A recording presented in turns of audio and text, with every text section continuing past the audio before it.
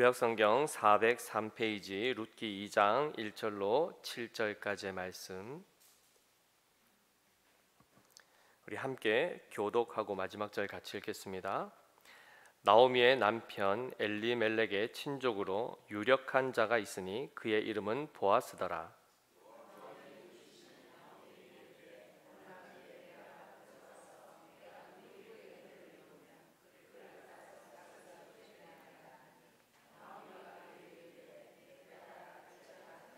룻이 가서 베는 자를 따라 밭에서 이삭을 줍는데 우연히 엘리멜렉의 친족 보아스에게 속한 밭에 이르렀더라.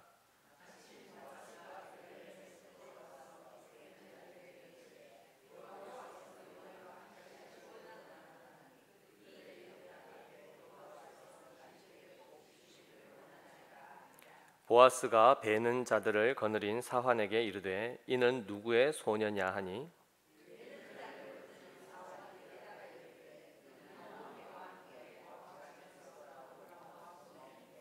그의 말이 나로 베는 자를 따라 단 사이에서 이삭을 줍게 하소서 하였고 아침부터 와서는 잠시 집에서 쉰 외에 지금까지 계속하는 중이니이다. 아멘. 이번에 우리가 보냈던 이 연휴 기간은 전통적으로 내려오는 이 한가위 추석 명절을 끼고 주어진 연휴 기간이었습니다. 명절 때 다들 별일 없으셨습니까? 각자의 그 삶의 영역에서 또 각자의 방식으로 살아가던 우리의 가족들 또 우리의 친척들을 오랜만에 이렇게 한 자리에 모여서 함께 또 담소도 나누고 교제를 하다 보면은 분명히 거기에서는 방식의 차이나 여러 가지 때문에 갈등이 빚어질 것입니다. 어떤 가정들은 제사 문제 때문에, 즉 종교적인 문제 때문에 갈등을 빚기도 하고, 또 어떤 가정은 재산 문제 때문에도, 그리고 어떤 데는 또 정치적인 이슈 때문에 또 의견이 갈라지기도 하고, 또 개인적인 감정 때문에, 그 관계 때문에 어려움을 겪는, 우리 정말 오랜만에 만나는 가족들과 정말 즐겁고 행복한 시간을 갖고자 해서 다 모였음에도 불구하고 헤어질 때는 굉장히 불편한 어떤 이런 일들을 겪고 돌아오신 분들도 계실 것입니다. 특별히 대한민국은 뭐 한국뿐만 아니죠. 이 동아시아 쪽에 속해 있는 이 문화권에서는 이 음력을 기준으로 해서 이런 명절들이 있습니다. 한마디로 추석 같은 경우에 마찬가지 설명절도 마찬가지지만 대놓고 그냥 우상 숭배하는 날이라고 보면 됩니다. 물론 하나님을 믿는 사람들은 구별된 삶을 살아가겠지만 그렇지 않은 대다수의 사람들은 제사를 지내고 차례를 지내고 뭐 불교도든 불교도들대로, 그리고 또 유교를 따르는 유교 전통에 있는 사람들은 그대로 그 방식 조상들을 섬긴다는 미명하에 그런 제사를 지내고 하는 일들이 있을 것이며, 또한 천주교에서는 이 문제 때문에 예전에 굉장히 이제 심각한 핍박을 받고 했던 그 기간들이 있었습니다. 조선 말기에. 그래서 그 당시에 이제 로마 교황청에다가 요청을 했죠. 제사 지내는 것이 교리적으로 무슨 문제가 있는가, 신학적으로 문제가 있는가 살펴달라. 이것 때문에 너무나 많은 신도들이 핍박을 당하게 되고 순교를 당하게 되는데 이 부분 좀 고려해달라 해서 거기서 하는 것이 제사는 그저 문화적인 어떤 민족의 문화의 그냥 유산일 뿐 교류와는 큰 문제가 없다, 이렇게 거기서 교리적으로 해석을 해주는 바람에 천주교에서는 추도식 비슷하게 해서 추도 미사를 드리고 뭐 이렇게 하는 일들을 하게 되었습니다. 어찌되었든 각자 자기 소견에 옳은 대로 그들이 전통을 만들고 그것을 계속해서 이어오면서 그들이 이미 그들 조상으로부터 이어받은 것을 하나님의 말씀으로 다시 그것을 비춰보지 아니하고 그저 그것을 무비판적으로 받아들여서 자기들도 행할 뿐만 아니라 또 그것을 그 다음 세대에게까지 가르치고 하는 일들이 지금 계속 이어지고 있습니다. 우리가 지난 시간에 마태복음 15장 말씀을 통해서 이 백성이 입술로는 나를 공경하되 마음은 내게서 멀도다라는 이 말씀을 우리가 살펴보았죠. 한마디로 사람의 계명으로 교훈을 삼아 가르침으로 헛되이 나를 경배하는도다, 이 말씀을 우리가 살펴보았습니다. 너희가 너희 장로들의 전통을 지키려 하다가 하나님의 법을 폐하느냐, 이 말씀을 우리가 살펴보았죠. 지금 대한민국의 상황이 그때나 지금이나 비슷합니다. 이스라엘 백성들에게 지적하셨던 하나님의 말씀이 지금 현재 우리에게도 동일하게 적용이 되는 그런 상황 가운데 우리는 놓여 있습니다. 사람이 만들어낸 복을 받을 수 있는 수단들, 그래서 사람들이 다 만들어내죠. 죽은 자가 제사상에 와서 제사를 이렇게 상을 차려놓은 그 곳에 와서 실제로 음식을 먹을 수 있을까요? 기독교적 교리에 의해서는 사람이 죽으면 그 영혼이 몸과 분리되어 믿는 자들은 하나님 품에 바로 가게 될 것이고 믿지 않는 자는 지옥으로 가게 됩니다. 구천을 떠돌아다니는 귀신이 되거나 이런 것이 없습니다. 그러니까 사실이 아닌 것이지만 사람들이 어쨌든 조상으로부터 우리는 보호를 받아야 되고 복을 받아야 된다 생각해서 조상의 심기를 건드지 않고, 그래서 평소에 하던 대로, 그리고 죽은 이후에도 그 부모님께 예를 다한다 해서 여러 그런 행위들을 하죠. 궁극적으로는 뭡니까? 귀신에게 제사하는 것이요, 실제로 그들의 조상이 받는 것도 아니요, 그리고 실제로 그 조상들이 그 제사를 받았다 해서 복을 줄 수 있는 것도 아님에도 불구하고 이미 그들의 선조들이 만들어냈던, 사람이 만들어낸 계명과 그리고 그 법도를 따라서 지금 그들이 그것을 행하고 그의 자녀들에게도 제사상은 이렇게 차려야 되고 순서는 이렇게 해야 되고 이런 것들을 가르치며, 그리고 명절이 되기 하루 이틀 전에 가서 벌초를 하고 성묘를 하고 이런 일들을 행합니다. 우리 입장에서 보면 그것은 분명히 명백한 우상 숭배요, 우리에게 있어서는 그것은 귀신을 섬기는 것이 맞습니다. 그러나 그렇지 않은 대부분의 대한민국 사람들은 어떻게 생각할까요? 그것이 효도를 하는 것이다, 그렇게 하는 사람들을 효자들이다, 이렇게 평가를 하고 그것에 대해서 아무런 거리낌이 없습니다. 오히려 제사를 제대로 안 드리면 조상이 노해서 벌을 받을까 봐 굉장히 노심초사하는 그런 모습들을 보게 되죠. 한마디로 각기 자기의 소견에 옳은 대로 그들이 살아가고 있습니다. 근데 오늘 본문의 이 룻기를 보시면 룻기 1장 1절에 사사들이 치리하던 때에 그 땅에 흉년이 드니라, 이렇게 시작을 합니다.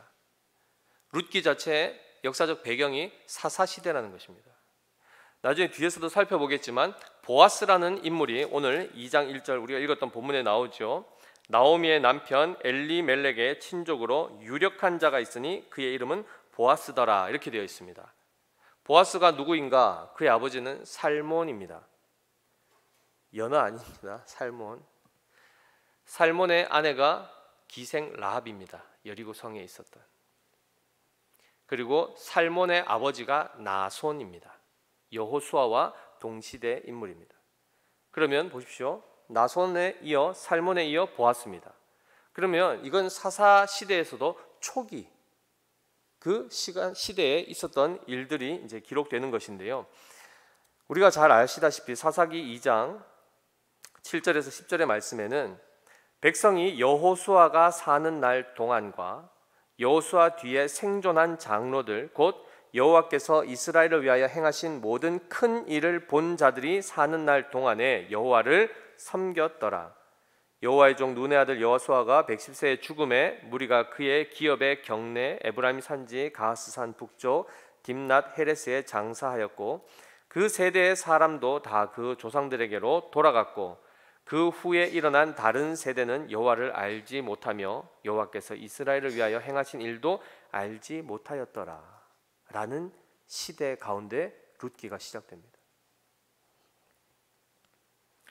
근데 놀랍게도 이 룻기의 배경을 살펴보시면 베들레헴에서 살고 있던 엘리멜렉이라는 사람으로 시작을 하고 그의 아내 나오미의 이야기로 시작합니다.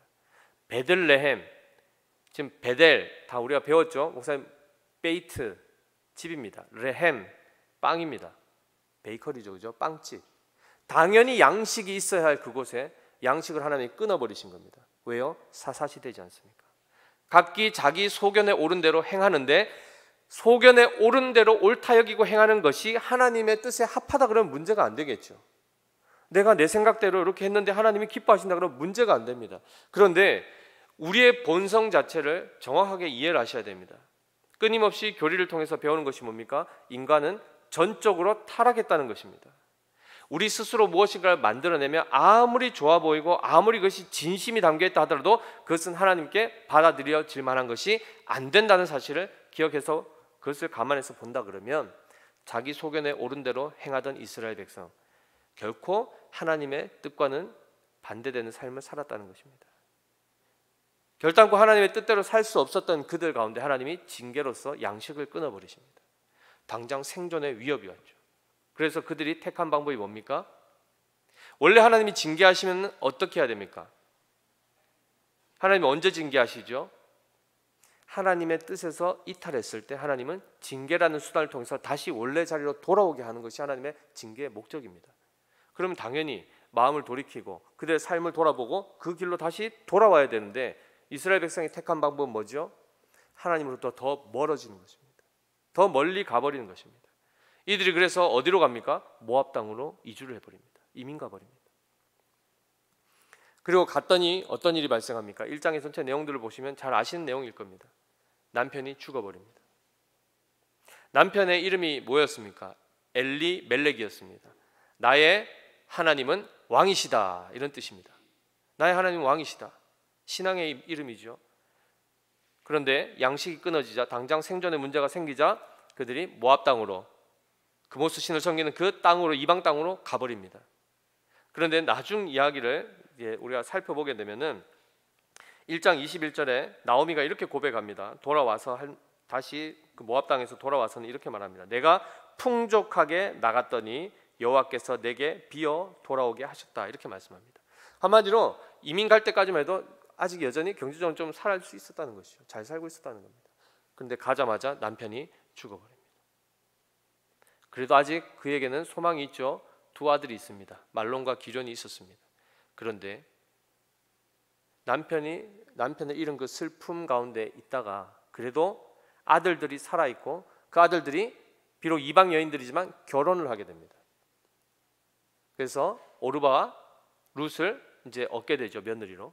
그래서 행복하게 그래도 그 상처를 딛고 그리고 다시 잘 살아갑니다.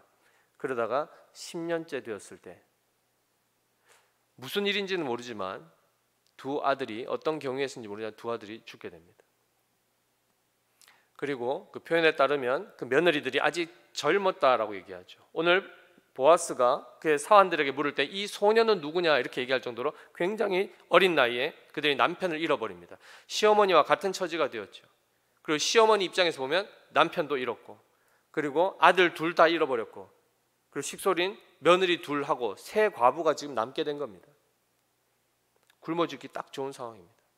살 소망이 딱 끊어지는 그 상황에 딱 마주치자 나오미가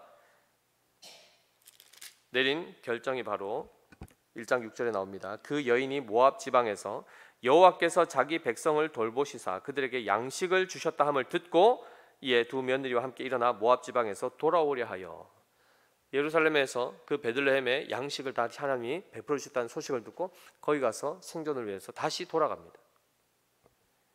그때 이 나오미에게서는 더 이상 이제 아들이 없죠. 며느리에게 줄 아들이 없습니다. 그래서 그들에게 새 출발하라고 자기의 친정으로 돌아갈 것을 권면을 합니다. 그때 오르바만 돌아가고 룻이 어떻게 하죠? 시어머니 따라가겠다 합니다. 요즘 시대에 시어머니 따라가는 사람이 있습니까? 아무리 시어머니 좋아도 며느리하고 시어머니 강이 엄청 그 간극이 크죠. 시대 풍조가 이렇게 되어버렸습니다. 장인어르신하고 사이는 잘 지낼 수 없나요? 잘 지낼 수도 있죠. 근데 이미 벌써 구도를 그렇게 만들고 그럴 것이다 이렇게 해서 모든 갈등들이 이제 생기게 되면 관계를 만들어가기보다는 깨어가는 쪽으로 더 이렇게 세상 풍조는 흘러가게 되어 있습니다. 지금 보시면은 며느리가 시어머니가 돌아가라 하는데도 아이고 잘 됐다, 이제 시어머니 밑에 그늘에서 이제 없어져서 난 내 혼자 자유다 하고 갈 수 있는 그 여건이 됐지 않습니까? 만약에 시어머니가 허락 안 하고 넌 무조건 나 따라와야 돼 하면은 부담됐을 텐데 오히려 시어머니가 가라고 하지 않습니까? 근데 나오미가 그렇게 얘기할 때 룻이 뭐라고 하냐면 1장 16절 17절 바로 앞장이니까 한번 읽어보겠습니다. 16, 17절입니다.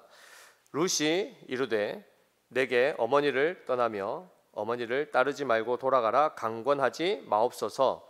어머니께서 가시는 곳에 나도 가고 어머니께서 머무시는 곳에서 나도 머물겠나이다.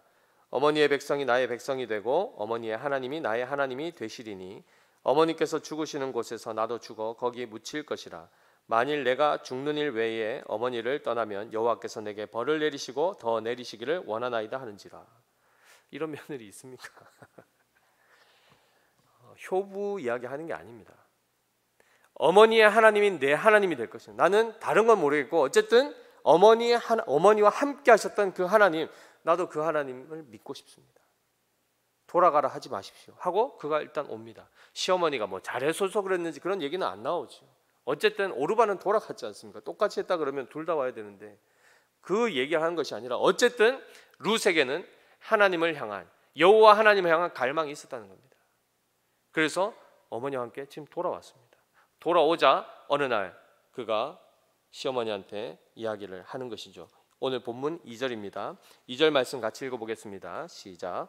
모압 여인 룻이 나오미에게 이르되 원하건대 내가 밭으로 가서 내가 누구에게 은혜를 입으면 그를 따라서 이삭을 줍겠나이다 하니 나오미가 그에게 이르되 내 따라 갈지어다 하매라고 되어 있습니다. 먹고 살아야 되지 않습니까? 할 수 있는 게 뭡니까? 이스라엘 백성이, 특별히 이 룻은 모압 여인, 이방 여인 아닙니까? 2장 13절 말씀을 보시면 룻이 이르되 내 주여 내가 당신께 은혜 입기를 원하나이다. 나는 당신의 하녀 중에 하나와도 같지 못하오나 당신이 이 하녀를 위로하시고 마음을 기쁘게 하는 말씀을 하셨나이다 하니라. 자기 처지를 잘 알죠. 이스라엘의 여종들보다도 더 못한 자기라는 걸 압니다. 그래 그에게 필요한 건 뭡니까? 누군가의 호의입니다. 누군가가 자기에게 은혜를 베풀어 줘야만 생존을 할 수 있는 겁니다. 바짝 엎드리는 거죠. 그래서 시어머니한테 우리 양식을 얻기 위해서 제가 일단 나가겠습니다. 그런데 나가면서 뭐라고 얘기했죠? 내가 누구에게 은혜를 입으면 그를 따라서 이삭을 줍겠나이다. 이렇게 말합니다. 은혜 안 베풀어 주면은 죽고 싶어도 못 줍습니다. 그렇게 해서 간 곳이 어디입니까? 3절에 룻이 가서 베는 자를 따라 밭에서 이삭을 줍는데 우연히 엘리멜렉의 친족 보아스에게 속한 밭에 이르렀더라. 이렇게 되어 있습니다. 베들레헴에 땅이 많았겠죠. 많은 사람들이 있었을 것입니다. 여기 가보고 저기 가보고 했겠지만은 갔던 곳이 어디라고요? 보아스에게 속한 밭인데 하필은 그 보아스가 누구였습니까? 엘리멜렉의 친족이었다. 이렇게 얘기합니다. 도대체 이게 무슨 관계인가? 아, 가까운 친척이니까 좀 호의를 받을 수 있겠구나. 이런 차원의 말씀이 아닙니다. 그 외에도 뭐 다른 사람들도 있었으니까요. 그런데 보시면 뭐라고 되어 있습니까? 계획하고 간 것이 아니죠. 3절에 보시면 우연히 엘리멜렉의 친족 보아스에게 속한 밭에 이르렀다. 이렇게 말씀합니다. 우연히 일어났다고 합니다. 우연이라는 뜻은 뜻하지 않게 어떤 것이 일어난 것을 말합니다. 생각지도 못했던 일이 발생한 것을 얘기합니다. 두 종류가 있습니다. 우리가 일상적으로 살아갈 때 우연이다라고 얘기하는 것, 내가 생각지도 못했던 것은 두 종류로 나타나는데요.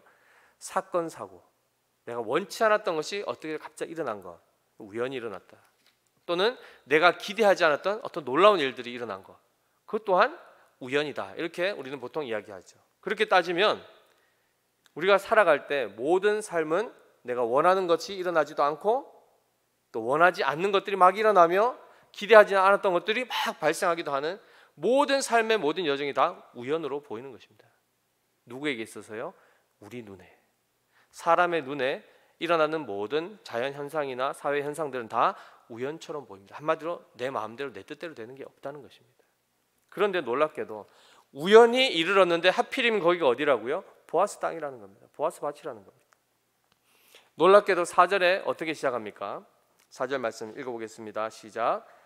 마침 보아스가 베들레헴에서부터 와서 베는 자들에게 이르되 여호와께서 너희와 함께 하시기를 원하노라 하니. 이렇게 시작합니다. 뭐라고 시작했죠? 마침. 이렇게 했습니다. 때마침, 하필 그때에 우연히 갔는데, 근데 보면은 룻이 언제부터 와서 일을 하죠? 7절에 보시면 아침부터 와서 일을 했답니다. 일찍 나갔는데 막 죽고 있는데 하필 그날 그때에 누가 온 겁니까? 보아스가 온 겁니다. 본인이 계획한 거 아닙니다. 의도한 것도 아니요. 그리고 거기 가서 이후에 일어날 일들을 생각하면서 기도하면서 간 것도 아닙니다. 갔더니 그렇게 만나게 되었더라 이렇게 얘기합니다. 근데 잘 보십시오. 하나님을 알고 하나님이 어떤 분이신지를 믿고 사는 우리가 보면 이 모든 되어진 일들이 무엇으로 말미암은 것이라고 우리는 알고 있습니까? 하나님의 은혜의 일하심으로 우리는 이것을 다 해석을 합니다. 한마디로 성도에게 있어서 나타나는 모든 일은 우연이 있습니까? 없습니까? 없다는 것입니다. 모든 것이 하나님의 섭리 안에서 지금 이루어지고 있다는 것을 성경이 이런 표현들을 통해서 말씀해 주고 있습니다. 단순히 먹을 양식을 위해서 시어머니하고 먹고 살려고 나갔는데 하필 거기가 보아스 땅이었고 보아스 밭에서 마침 그들이 호의를 베풀어 줘서 은혜를 입어 이삭을 주어서 하루하루 지금 생존할 수 있게 되는 이 상황. 그런데 그냥 그렇게 이삭만 죽고 집에 갈 수도 있는데 주인 되는 보아스를 그때 마침 만나게 되는 것. 그 이후에 그가 만나고 난 이후에 어떤 일이 발생합니까?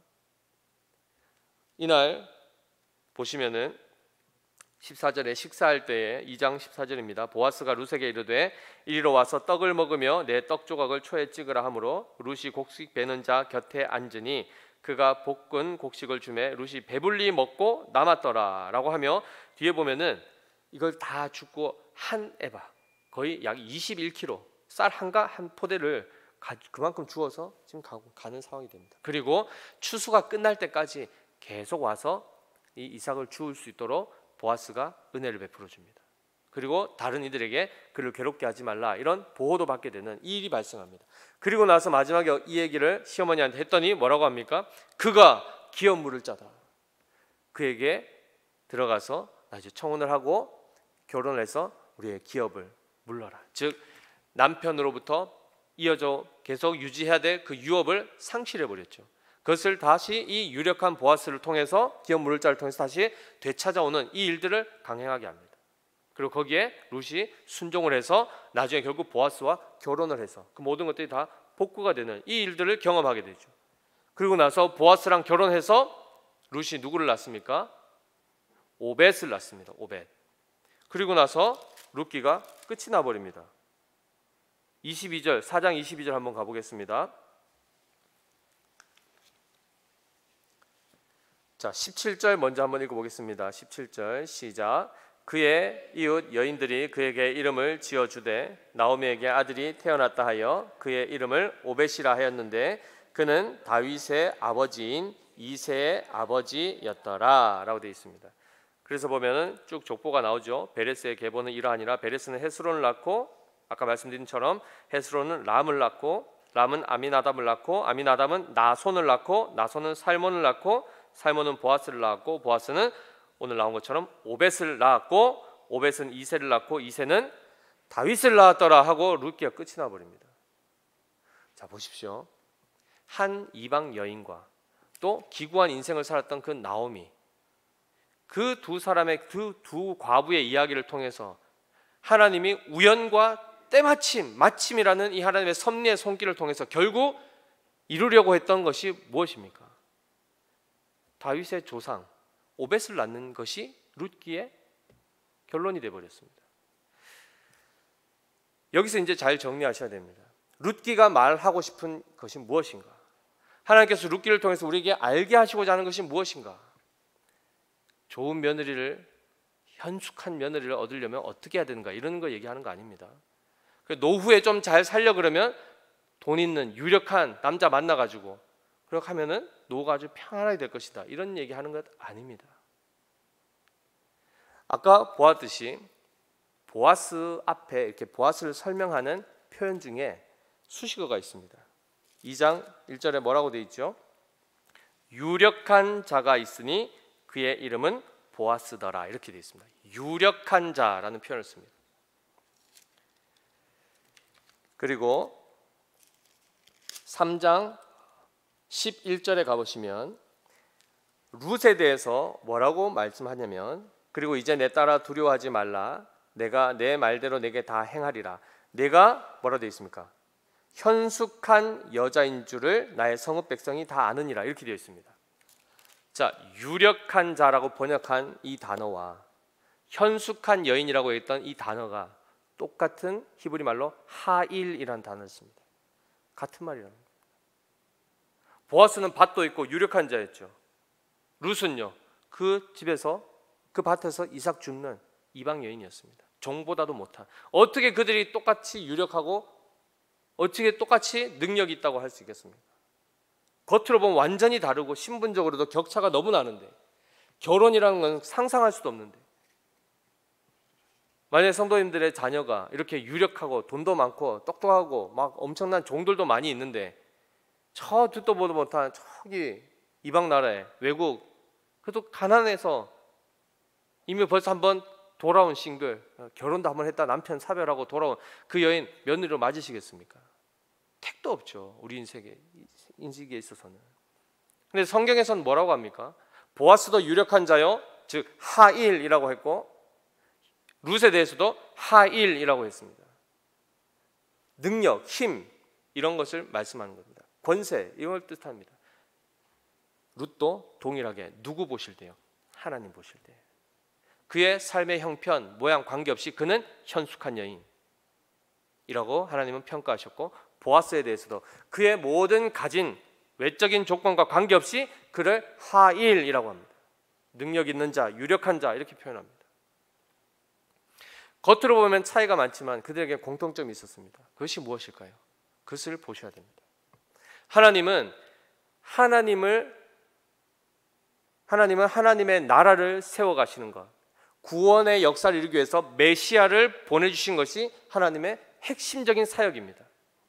그 가운데 하나님이 누구를 통해서 일하시냐면 하나님의 사람들을 통해서 일하십니다. 그런데 그 하나님의 사람들이 어떤 사람들인가를 보면 능력의 사람이다, 이렇게 말씀합니다. 보아스도 그랬고 룻도 그랬습니다. 근데 그 능력이란 것이 곧 무엇인가? 성경이 말하는 능력은 하나님을 경외하는 자를, 곧 하나님의 능력을 받아 누리는 자를 가지고 진정으로 능력 있는 자, 유력한 자다, 이렇게 말합니다.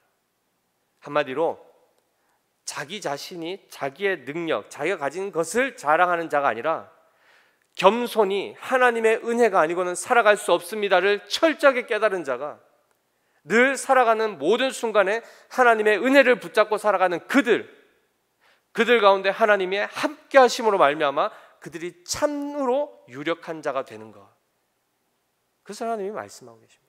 그래서 아까 보십시오, 보아스가 그 밭에 와서 그 종들에게 뭐라고 인사를 하죠? 4절 보시면, 마침 보아스가 베들레헴에서부터 와서 베는 자들에게 이르되, 같이 읽어보겠습니다. 여호와께서 너희와 함께 하시기를 원하노라. 보아스의 첫 인사가 뭡니까? 여호와께서 너희와 함께 하시기를 원하노라. 그 이야기를 들은 자들이 어떻게 화답하죠? 여호와께서 당신에게 복 주시기를 원하나이다. 인사 자체가 하나님의 함께 하심에 그 복을 빌어줄 수 있는 사람입니다. 이 당시만 하더라도 양식이 끊어졌다 기근을 벗어나서 이제 조금 경제적으로 회복이 되는 그 시점입니다. 다른 이들이 자기들의 생존을 위해서 하나님을 떠나서 이방 땅으로 가는 그 풍조 가운데서도 보아스는 자기를 지키죠. 자리를 지켰습니다. 한마디로 하나님이 굶게 하시면 굶게 하시는 대로, 하나님이 부하게 하시면 부하시게 하는 대로, 그것과 관계없이 하나님을 온전히 의지하고 의존하는 그 삶을 보아스가 지키며 살죠. 성경에서는 밝히 드러내고 있지 않지만 생각을 한번 해보면, 보아스라는 자가 비록 성경의 평가에서는 유력한 자라 말했지만 그의 어머니가 누구였죠? 라합입니다. 라합의 직업이 무엇이었습니까? 기생이었습니다. 그가 어떻게 이스라엘의 편입이 되었습니까? 여리고성 점령할 때 그 두 정탐꾼을 숨겨줌으로 인해서 그와 그의 가족들이 구원을 받지 않습니까? 그렇게 해서 하나님을 믿는, 40년 전에 출애굽시켰던 그 두려운 하나님을 그가 여리고성에서 그를 소망하고 그를 바라보며 이스라엘 백성에게 호의를 베풀므로 그 또한 구원의 은혜를 받아서 지금 이스라엘 백성 가운데 살고 있습니다. 그럼에도 불구하고 한마디로 보아스는 어머니는 이방 여인이요 아버지만 이스라엘 사람입니다. 혼혈이죠. 이스라엘 입장에서 보면 정통 유대인이 아닌 겁니다. 모르죠. 사회적으로 어떤 인식을 가졌는지 모르지만 이미 우리가 알다시피 이방인에 대해서는 굉장히 불쾌하게 생각하고 짐승처럼 여겼던 유대인들의 입장에서 보면 그들을 메인 주류 사회 가운데 그들을 이렇게 인정을 해주기가 쉬웠을까요? 어릴 때부터 애들이 뭐라고 했겠습니까? 보아스를 보고 네 엄마 기생이잖아, 기생이었잖아, 이렇게 안 했겠습니까? 비록 기생일지라도 하나님 눈에는 어떤 사람입니까? 유력한 자입니다. 현숙한 여인입니다. 왜요? 자신의 그 철저한 과거의 삶, 옛 사람의 삶이 어떤지를 알고 그 삶을 온전히 벗고 오직 하나님 여호와 한 분만을 의존하려고 하는 그 중심을 가지고 하나님 앞에 엎드린 자에게 하나님이 그와 함께 하시는 역사로 말미암아 라합 또한 하나님 보실 때는 믿음의 사람이요 유력한 자가 되는 것입니다. 그럼에도 불구하고 이스라엘 사회에서는 그렇게 인정받지 못했을 수도 있습니다. 어쨌든 보아스조차도 그렇게 평탄한 삶을 살지는 못했을 것입니다. 이들의 공통점이 뭡니까? 삶에 있어서 많은 질고가 있었다는 겁니다. 그들이 원하지 않았던 우연히 겹치는 첩첩산중과 같은 미래가 보장되지 않는 그 삶 가운데 이들이 계속해서 내몰리고 있었던 것이 공통점이었죠. 그러나 중요한 게 무엇이었습니까? 그로 인하여서 그들이 하나님께 은혜를 구하는 자가 되었다는 것입니다. 나오미가 처음에 돌아가려고 할 때 제일 먼저 걱정했던 게 뭘까요? 돌아가면 사람들이 나에 대해서 뭐라고 할까? 이게 엄청 신경 쓰였지 않겠습니까? 풍족하게 나갔는데 빈털터리가 되어서 돌아왔고 남편 죽고 아들 다 죽고 며느리 하나 데리고 와가지고 거기서 다시 정착하고 산다 할 때 제일 망설여지는 것이 차라리 그냥 모압에서 죽은 게 더 나았겠다라는 생각도 안 했겠습니까? 사람들의 그 따가운 시선, 그 평가들, 그럼에도 불구하고 그가 결단하고 다시 돌아오게 된 모든 배경, 하나님께서 마치 우연처럼 보이는 그가 원치 않았던 그 삶 가운데로 계속해서 이끄시고 몰고 가셔서 결국 그로 하여금 철저하게 하나님 한 분 아니면 살아갈 수 없음을 깨닫게 하고 그 여호와께 은혜를 얻기 위하여, 은혜를 받기 위하여 돌아오는 이 여정 가운데 지금 나오미도 룻도 동일하게 보아스도 그 시간들을 다 지나오고 있습니다. 놀랍게도 하나님이 그 모든 환난과 그 절망과 낙심의 그 우연의 연속이 되는 이 사건들을 각 개인에게 주심으로 결국 이루신 것이 뭐냐면 공통적으로 그들의 결말이 복되게 하셨다는 겁니다. 그들이 받은 복의 제일 본질적인 복이 뭡니까? 믿음의 조상이 되게 하신 겁니다. 믿음의 조상이 되게 하신 겁니다. 앞서 얘기했습니다. 전통이 이어져 온다는 것, 좋은 전통이 이어져 오고 하나님께서 보실 때 하나님 마음에 합한 일들이 계속해서 이어져 간다는 것은 하나님 앞에 참으로 복이요 하나님께 영광이 되는 일이겠죠. 그러나 사람들이 만들어낸 것들, 그것은 다 하나님 보실 때 다 헛된 것들이었습니다. 우리가 하나님의 섭리의 손길에 이끌려서 지금 우리가 한 사람 한 사람 구원의 역사 가운데 동참하게 되고 하나님이 우리를 통하여 일하시고자 하는 일들이 지금도 계속 이어져 가고 있는 중에 있습니다. 우리가 원하는 바, 원치 않는 바들의 일들을 매일매일 경험하면서 지금 이 일들이 진행되고 있습니다. 룻과 보아스가 오벳을 낳았지 다윗이 나중에 왕이 될 것을 알았겠습니까? 모르지요. 자기 시대만 살았을 뿐인데. 모르죠. 오래 살았으면 그 왕이 등극하는까지도 봤을 수도 있겠지만 성경에서 보면 그 벌써 대수가 벌써 증손까지 넘어가지 않습니다. 무슨 말이냐면 내가 이번에 이렇게 하면 그 다음에 이렇게 되겠지 알고 하는 일들이 아닙니다. 그들은 하루하루를 하나님의 은혜를 구하며 하루하루를 성실하게 믿음으로 살았을 뿐입니다. 그랬더니 그들을 통하여 그렇게 겉으로 보면 미약한 그 여종들보다도 더 비천한 그들을 통해서 하나님이 메시아를 오게 하는 그 믿음의 계보를 잇게 하는 조상이 되겠다는 것입니다. 라합이 그 신앙 고백을 했을 것이며 그 신앙 고백을 보아스가 이어받았을 것이고 그리고 보아스와 룻을 통하여서 그리고 오벳이 그 믿음을 이어받고 오벳이 이새를 2세가 다윗을, 그리고 쭉 해서 그리스도가 오시는 겁니다. 우리는 어떤 것을 이어받고 어떤 것을 누리며 어떤 것을 전해주는 통로와 또한 그런 삶을 살고 싶으십니까? 어떤 전통을 남겨주고 싶으십니까? 어떤 조상이 되고 싶으십니까? 어떤 후손이 이어지기를 원하십니까?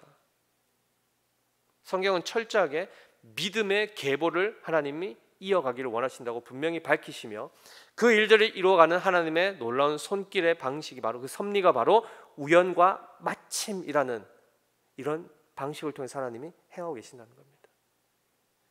믿음의 조상이 되시기를 정말 소원하시길 바랍니다. 복잡한 건 아닙니다. 하나님 앞에 정성을 쏟는 개념이 아닙니다. 하나님의 은혜를 구할 줄 아는 자, 하나님의 은혜가 없이는 한순간도 살아갈 수 없다는 것을 알고 철저하게 자기의 명철을 의지하지 않고 하나님 한 분만을 붙들고 살아갈 수 있는 성실한 사람, 겸손한 사람, 충성된 사람, 그 사람이 믿음의 사람이 되고, 그들이 세대가 지나갈 때 그 다음 세대에게 그들에게 베푸시던 하나님의 은혜를 전수하게 되고 그 믿음을 전달하게 되는 것입니다. 그럴 때에 여호와를 알지 못했던 바로 그 사사 시대에서도 구원의 역사가 면밀하게 흘러 내려가게 되는 것입니다. 지금 다 자기 소견대로 옳은 대로 살아가죠. 둘러보십시오. 주변 한번, 좌우 한번 보십시오. 우리의 다음 세대 누가 있습니까? 지금 옆에 한번 보십시오. 있습니까? 단비 하나 있습니다. 단비. 대표입니다. 지금 우리 교육부 대표. 여러 번 지난번에도 이제 말씀을 이제 드렸지만, 여호와를 알지 못하는 세대가 된 것이 비참한 것입니다. 어디 가서 여호와를 알 수 있을까요? 하나님의 말씀이 선포되는 바로 그 자리가 그들이 하나님을 만나는 자리요, 그 말씀을 통해서 하나님을 알게 되는 자리입니다. 그럼 얘기를 하죠. 일상 가운데서 하나님은 어디든 살아계시니까. 맞습니다. 그런데 어디에서나 하나님을 찾으십니까? 찾지 않습니다.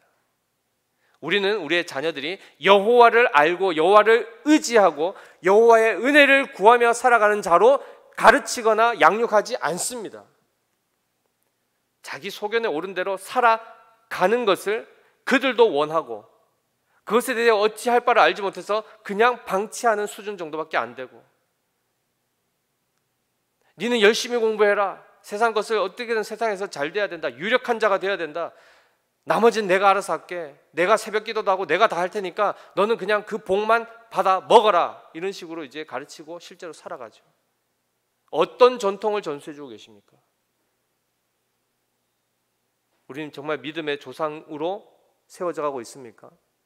우리의 다음 세대에게 정말 믿음의 조상이 되도록 안내를 하고 있습니까? 제2의 사사시대,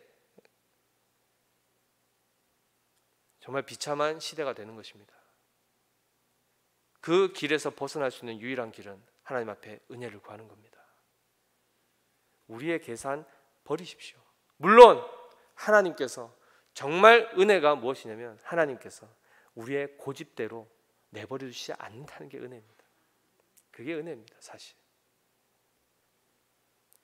오늘도 하나님은 우리 가운데 하나님의 나라를 세우시고 하나님의 나라를 세워가시는 그 구체적인 모습이 바로 한 성도 한 성도를 하나님의 놀라운 섭리의 손길을 통하여 하나님만을 의지하고 그분 앞에 엎드릴 수 있는 겸손한 자가 되게 하신다는 사실입니다.